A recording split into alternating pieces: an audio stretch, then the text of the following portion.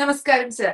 ഒരു 2 മാസങ്ങൾക്ക് മുൻപ് ടർക്കിഷ് തർക്കം എന്ന് പറഞ്ഞിട്ടൊരു സിനിമ നമ്മുടെ തിയേറ്ററുകളിൽ എത്തിയിരുന്നു. സണ്ണി വെയിനും ലുക്മാനും ഒക്കെയായിരുന്നു അതിൽ അഭിനയിച്ചിരുന്നത്. ആ സിനിമ ഏതൊക്കെയോ രീതിയിൽ മതവിധയെ വ്രണപ്പെടുത്തുന്നു എന്നൊക്കെ പറഞ്ഞാണ്, കാരണം കാണിച്ചുകൊണ്ടാണ് ആ സിനിമ തിയേറ്റർ വിടുന്നത്. അങ്ങനെ ഒരു ഇൻസിഡന്റ് ഉണ്ടായിട്ടുണ്ടോ? അത് ഏതാണ്ട് ഒരു കൊല്ലത്തിന് മുമ്പാണ് ഈ ഒരു സംഭവം ഉണ്ടായത്. അതായത് കൃത്യമായിട്ട് പറഞ്ഞാൽ എനിക്ക് തോന്നുന്നു 2024 നവംബറിൽ. അന്ന് ഈ ടർക്കിഷ് തർക്കം എന്ന് പറയുന്ന സിനിമ ഇത് സംവിധാനം ചെയ്തത് നവാസ് സുലൈമാൻ, അതുപോലെ തന്നെ സണ്ണി വെയിന്, ലുക്മാന് ഇവരൊക്കെ അഭിനയിച്ച സിനിമയാണ്. ഇത് തിയേറ്ററുകളിലൊക്കെ ഏതാണ്ട് ഒരു 3-4 ദിവസം, എനിക്ക് തോന്നുന്നു ഒരാഴ്ച കുറവാണ്, താഴെയാണ് ഓടുന്നത്. അതിനുശേഷം പെട്ടെന്ന് ഇതിന്റെ നിർമ്മാതാക്കൾ തന്നെ തിയേറ്ററിൽ നിന്ന് പിൻവലിച്ചതായിട്ടാണ് വാർത്തകൾ. പിന്നീട് ഞാൻ എൻ്റെ ഓർമ്മയിൽ ഈ നിർമ്മാതാക്കള് അവര് ഒരു ബിഗ് പിക്ചേഴ്സ് എന്ന് പറയുന്ന ഒരു കമ്പനിയാണ് ഇത് നിർമ്മിച്ചത്. ഈ ബിഗ് പിക്ചേഴ്സിന്റെ പ്രതിനിധികൾ എറണാകുളത്ത് വന്നിട്ട് പത്രസമ്മേളനം നടത്തി. അപ്പോൾ പത്രസമ്മേളനത്തിൽ ആരവരെ ഭീഷണിപ്പെടുത്തിയെന്ന് പറയുന്നില്ല, പക്ഷേ ഇതിന് ചില ഭീഷണികൾ ഉണ്ടായി എന്ന് അവർ പറഞ്ഞു. അതിന്റെ ഒരു പശ്ചാത്തലം, ഈ സിനിമയുടെ ഒരു കഥയുടെ പശ്ചാത്തലം എന്ന് പറയുന്നത് അതൊരു മുസ്ലിം പശ്ചാത്തലത്തിലുള്ളൊരു സിനിമയാണ്. ഒരു ശവശരീരം, അതായത് അറബിക്കിൽ പറയുമ്പോൾ മയ്യത്ത്, ഒരു മയ്യത്ത് കബറടക്കം ചെയ്തതും അതിനോടനുബന്ധിച്ചിട്ടുള്ള ചില പ്രശ്നങ്ങളും പിന്നീട് അതിനുശേഷം ഉണ്ടാകുന്ന പ്രശ്നങ്ങളും അങ്ങനെയൊക്കെ ആണെന്നാണ് പറയുന്നത്. ഞാൻ ഈ സിനിമ കണ്ടിട്ടില്ല. അങ്ങനെ ഈ സിനിമ അങ്ങനെയുള്ള ഒരു തീമായിരുന്നു സിനിമയുടേത്.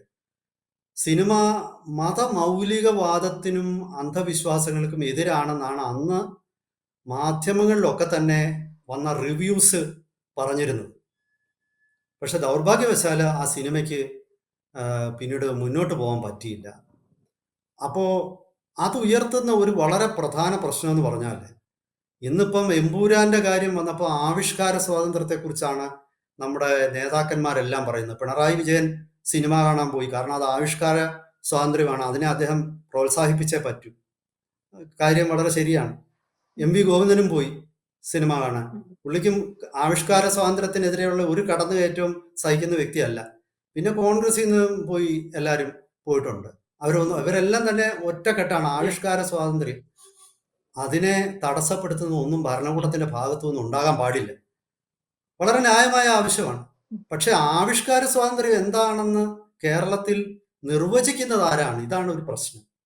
ഈ ആവിഷ്കാര സ്വാതന്ത്ര്യം എന്നുള്ള ഒരു വാക്കിന്റെ നിർവചനം കൊടുക്കുന്നത് മതമൗലികവാദികളും തീവ്രവാദികളും അതുപോലെ തന്നെ പലപ്പോഴും ഇവൻ ഭീകരവാദികളും ഒക്കെയാണ്. അതാണ് ഇതിന്റെ ഒരു പ്രതിസന്ധി എന്ന് പറയുന്നത്. ഇങ്ങനെ സെലക്റ്റീവായിട്ടുള്ള, അതായത് അവർക്ക് ഞാനിപ്പോൾ മുമ്പ് പറഞ്ഞ കാറ്റഗറിയിൽ പെടുന്ന ആൾക്കാർ മതമൗലികവാദത്തെ നിർവചിക്കുന്നത് അവരുടെ താല്പര്യങ്ങളും ഇച്ഛകൾക്കും അനുസരിച്ച് മാത്രമാണ്. അപ്പോൾ അതുകൊണ്ടാണ് ഞാൻ ഈ പറഞ്ഞ സിനിമ, അതായത് ടർക്കിഷ് തർക്കം, തിയേറ്ററുകളിൽ നിന്ന് പിൻവലിക്കുകയും നിർമ്മാതാക്കൾ വന്ന് തങ്ങളെ ഭീഷണിപ്പെടുത്തി, ആരാണ് ഭീഷണിപ്പെടുത്തിയെന്ന് അവർ പറയുന്നില്ല. അത് കൃത്യമായിട്ട് അവർ പറയുന്നില്ല. ഒരുപക്ഷെ അത് പറയാനുള്ള ധൈര്യം അവർക്കില്ലായിരിക്കാം. അതിന്റെ പശ്ചാത്തലത്തിൽ നിന്നും നമുക്ക് ഊഹിക്കാമല്ലോ ആരാണ് ഭീഷണിപ്പെടുത്തിയതെന്ന്. ചത്തത് കീചകനെങ്കിൽ കൊന്നത് ഭീമൻ എന്ന് തന്നെയാണ് മലയാളത്തിലെ ചൊല്ല്. അപ്പോൾ ഇതിന്റെ പിന്നിൽ ആരാണെന്ന് നമുക്ക് ഊഹിക്കാം. അങ്ങനെയുള്ള ഒരു പശ്ചാത്തലം ഉള്ളപ്പോൾ അന്ന് കോൺഗ്രസ് നേതാവും പഴയ MLA ആയ VT ബൽറാം ഒരു പോസ്റ്റ് ഇട്ടു. VT ബൽറാം ദേഷ്യപ്പെട്ടത് ഈ നിർമ്മാതാക്കൾക്ക് എതിരെയാണ്. അപ്പോൾ അദ്ദേഹം പറയുന്നത് ഈ ഇസ്ലാമോഫോബിയ വളർത്തി സിനിമ വിൽക്കാനുള്ളതാണ്, ഈ സിനിമ കാണാൻ കൊള്ളത്തില്ലായിരുന്നു, അതുകൊണ്ട് ആരും വന്നില്ല, അതങ്ങ് പിൻവലിച്ചു. അങ്ങനെ കൊള്ളാത്ത ഒരു സിനിമ എടുത്ത് പിൻവലിച്ചിട്ട് അതിന്റെ പാപഭാരമൊക്കെ കൂടെ വേറെ കുറെ പേരുടെ തലയിൽ കെട്ടിവെക്കുന്നു.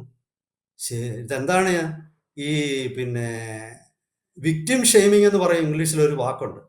അതായത് ഇപ്പം നമ്മൾ വിക്ടിം ആണെങ്കിൽ പിന്നെ നമ്മുടെ കുഴപ്പം കൊണ്ടാണെന്ന് പറയും. ഇപ്പം ഉദാഹരണത്തിന് ഒരു പെൺകുട്ടി റോഡിലൂടെ പോകുമ്പോൾ രാത്രി യാത്ര ചെയ്യുമ്പോൾ ആ കുട്ടിയെ ആരെങ്കിലും കയറി ഉപദ്രവിക്കുന്നു.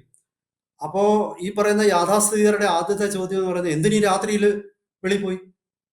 ആ അതാണ്. കറക്റ്റ്. അപ്പൊ ആ പെണ്ണിനാണ് കുഴപ്പം. അതല്ലെങ്കിൽ അടുത്ത ചോദ്യം വരും. ആ പെൺകുട്ടി പ്രകോപനപരമായ രീതിയിൽ മറ്റേ ആളിനെ നോക്കിയിരിക്കണം. അല്ല വെറുതെ ആരെങ്കിലും അങ്ങനെ റോഡിൽ കൂടെ പോകുന്നവരെ ആരെങ്കിലും ആക്രമിക്കും. ഇതൊരു വിക്ടിം അല്ലെങ്കിൽ ഷെയ്മിംഗ് എന്ന് പറഞ്ഞൊരു വസ്ത്രധാരണം. അതാണ്. അപ്പൊ അങ്ങനെ സ്ട്രാറ്റജികളാണ്, തന്ത്രങ്ങളാണ്. അപ്പം അത്തരം തന്ത്രമാണ് അന്ന് ബലരാമൻ പിന്നെ ഈ നിർമ്മാതാക്കളുടെ നേരെ പ്രയോഗിച്ചത്. അപ്പൊ അതോടുകൂടി അവരും പേടിച്ചു പോയി കാണും. കാരണം ഇതിന്റെ നിർമ്മാതാക്കളെ സഹായിക്കാനായിട്ട് ആരും ചെന്നില്ല. അതെനിക്ക് തോന്നുന്നു ഒരു ദിവസം എങ്ങാണ്ട് ചർച്ചാ വിഷയമായി. എന്തോ പിന്നെ ഇവിടുത്തെ ജന്മഭൂമിയും അതുപോലുള്ള പത്രങ്ങളും ഒക്കെ ഒന്ന് റിപ്പോർട്ട് ചെയ്തു. പിന്നെ അവരും അത് പിന്തുടർന്നില്ല. പിന്നെ നമ്മുടെ വിഷ്വൽ മീഡിയയും അധികമൊന്നും പിന്തുടർന്നില്ല. പക്ഷെ ദേശീയ തലത്തിലുള്ള ഇംഗ്ലീഷ് പത്രങ്ങളിലൊക്കെ കുറെ വാർത്തകളൊക്കെ വന്നു. യെസ്. അത് വന്നു, അതങ്ങ് പോയി. അത് വന്നു, ദേ വന്നു, ദാ പോയി എന്ന് പറയുന്ന പോലെ അങ്ങ് പോയി.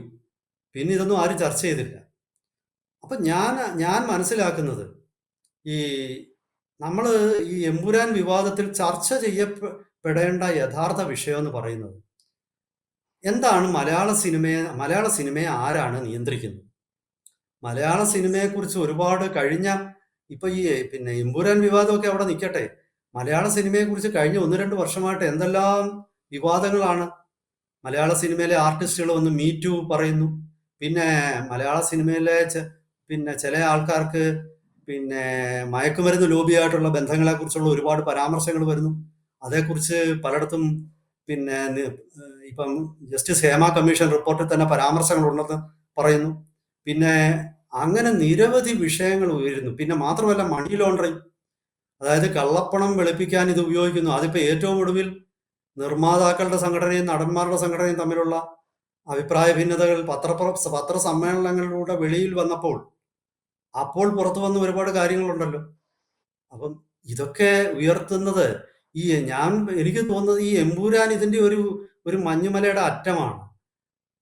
ഇത് ഇതിനുള്ളിൽ കിടക്കുന്ന ഒരുപാട് പ്രതിസന്ധികളും പ്രശ്നങ്ങളും ഉത്തരം കിട്ടാത്ത ചോദ്യമുണ്ട്.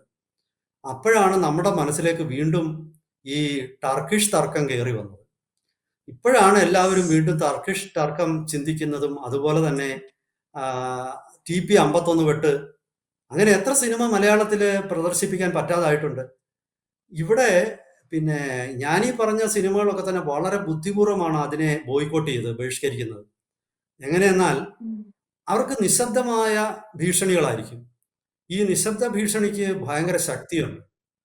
അങ്ങനെയുള്ള ഭീഷണികളും ഒക്കെ വരുമ്പോഴേക്കും സ്വാഭാവികമായിട്ടും പലർക്കും ഒട്ടും തന്നെ പിടിച്ചു നിൽക്കാൻ പറ്റാത്ത സാഹചര്യമാണ്.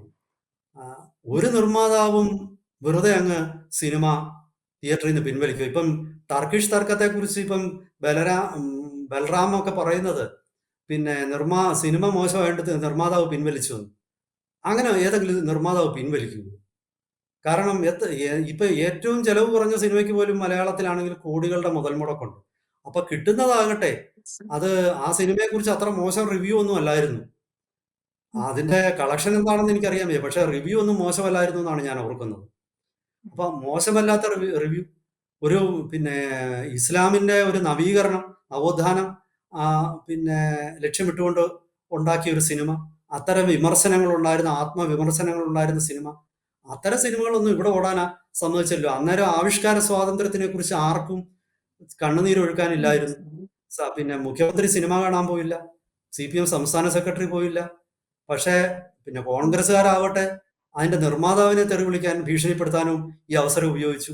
ചുരുക്കി പറഞ്ഞാല് നമുക്ക് ഇഷ്ടമില്ലാത്ത കാര്യങ്ങൾ ആരെങ്കിലും ചെയ്ത് അവരെ ചീത്ത വിളിക്കും. ഇഷ്ടമില്ലാത്ത അച്ചി തൊട്ടതെല്ലാം കുറ്റമെന്നാണ് പഴഞ്ചൊല്ല്. പിന്നെ മറ്റൊരു കാര്യം കൂടി ഈ അവസരത്തിൽ എനിക്ക് പറയണമെന്നുണ്ട്. അതായത് ഈ സിനിമാ മേഖലയുമായിട്ട് പറയുമ്പോൾ നമ്മളാരും മറക്കരുതാത്ത ഒരു കാര്യമുണ്ട്. 1993, 94 കാലഘട്ടത്തിൽ ഞാൻ പത്രങ്ങളിൽ വായിച്ചതാണ്. ഇപ്പോഴും നിങ്ങൾ ഗൂഗിൾ ചെയ്ത് നോക്കിയാൽ കിട്ടും. ഏതാണ്ട് 14 തിയേറ്ററുകൾ മലപ്പുറത്ത് കത്തിച്ചിരുന്നു സിഗരറ്റ് ബോംബുകൾ ഉപയോഗിച്ച്. ഈ സിഗരറ്റ് ഇങ്ങനെ കെട്ടിവെച്ചിട്ട് അതിനകത്തിലൊരു സംവിധാനം വെച്ചിട്ട് അതെടുത്ത് പിന്നെ തിയേറ്ററുകളുടെ മുകളിലോട്ട് എറിയും, അവിടെ പുകഞ്ഞ് അത് കത്തും. അങ്ങനെ 10-14 തിയേറ്ററുകൾ കത്തിക്കാനുള്ള ശ്രമം നടന്നിരുന്നു. അന്ന് ചില അന്വേഷണ ഏജൻസികൾ പോലീസിനെ ഉദ്ധരിച്ചുകൊണ്ട് ചില വാർത്തകൾ വന്ന് ഇതിൽ ISIക്ക് പങ്കുണ്ടെന്നും അല്ലുമ എന്ന് പറയുന്ന ഭീകര സംഘടനയാണ് അതിന്റെ പിന്നിലെന്നും ഒക്കെയാണ്. അപ്പൊ ചുരുക്കി പറഞ്ഞാല് നമ്മുടെ നാട്ടിൽ ഒരുപാട് ഇത്തരം സംഭവങ്ങൾ ഉണ്ടായി, പക്ഷെ ആരുടെയും ശ്രദ്ധയിൽ വന്നില്ല. ഇതാണ് ഇപ്പോൾ നടക്കുന്നത്. എന്തായാലും ഈ അവസരത്തിൽ ടർക്കിഷ് തർക്കം നമ്മൾ ഒന്നുകൂടി നമ്മുടെ മനസ്സിലേക്ക് കൊണ്ടുവരുന്നത് നന്നായിരിക്കും. കാരണം ആവിഷ്കാര സ്വാതന്ത്ര്യം നിർവചിക്കാനുള്ള അവകാശം നമ്മൾ ദയവായിട്ട് ഈ പറയുന്ന മൗലികവാദികൾക്ക് വിട്ടുകൊടുക്കരുത്. അത് പിന്നെ പക്ഷഭേദമില്ലാതെ എല്ലാവർക്കും ഒരുപോലെ ലഭിക്കണം അതിൻ്റെ ഗുണം. ഞാൻ ആരുടെയും ആവിഷ്കാര സ്വാതന്ത്ര്യത്തെ പിന്നെ നശിപ്പിക്കണമെന്ന് പറയുന്ന ആളല്ല. പക്ഷെ ഒരേ ഒരു ആവശ്യം, എല്ലാവർക്കും അത് ആപ്ലിക്കബിൾ ആവണം. ഇതാണ് എനിക്ക് ഇതിൽ പറയാനുള്ളത്. വ്യക്തമാണ് സർ. ഒരു സിനിമ ഇറങ്ങുമ്പോൾ രണ്ട് തരത്തിലുള്ള നിലപാട് സ്വീകരിക്കുന്ന രാഷ്ട്രീയ പാർട്ടികൾ, ഒരു സിനിമയ്ക്ക് ഒരു നീതി, മറ്റൊരു സിനിമയ്ക്ക് വേറെ ഒരു നീതി എന്നുള്ളത്. താങ്കളുടെ വിശകലനങ്ങൾ ഏറെ ശ്രദ്ധേയമായിരുന്നു. Thank you sir.